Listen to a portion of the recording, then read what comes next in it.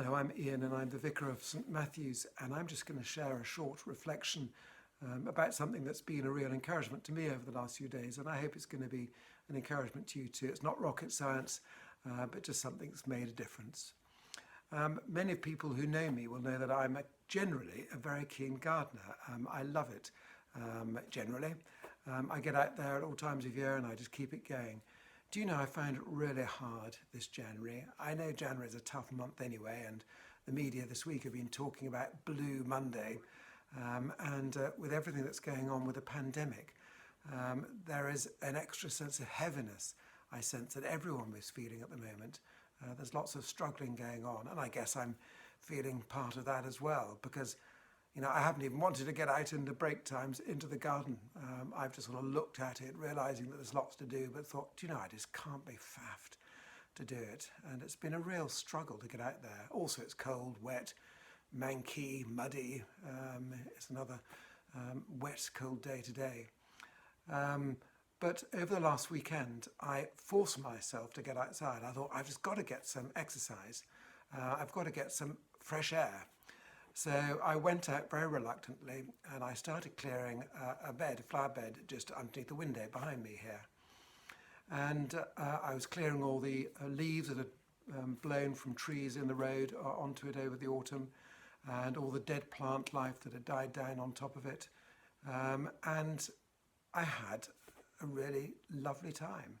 And the main reason I had a lovely time was that underneath all that deadness of the old leaves and the old growth, I rediscovered spring. I know this is something that happens every year with gardeners and all the time, but actually for me at that moment over the weekend, I needed that rediscovery. Underneath all that dead stuff was new living stuff shooting up. I don't want to be cliched about it, but there were lots of green shoots of spring there. I rediscovered the snowdrops, all the shoots coming up for those.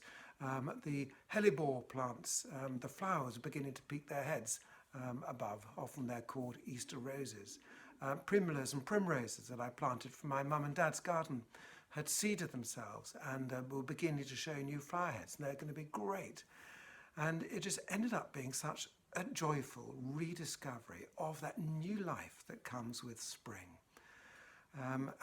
When I went back inside, I felt so much better. I'm sure the oxygen helped, of course. That was a big help to it. But actually what really helped was the change and the uplifting of my soul when I rediscovered spring again. New life comes again. Whatever life throws at us, spring always comes again with that new life and new hope. And I felt that and I needed that at that time. So just an encouragement to you to intentionally go out and look, whether you've got a garden or not, go out and search for, on your walks around, search for places, whether it's in parks or whether it's in front gardens that you walk past other people's places. Intentionally look out for those signs of new life and new hope that are spring, because they are coming and they are beginning to come in abundance, and they give us hope. A Bible verse that I read recently reminds us of that, from Isaiah. This is what God the Lord says. He who created the heavens and stretched them out, who spread out the earth and all that comes out of it, who gives breath to its people and life to those who walk on it. There's new life with Jesus Christ. There's new life with God each and every day.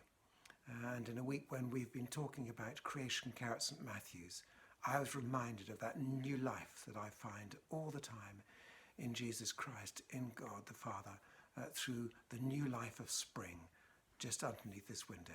God bless you.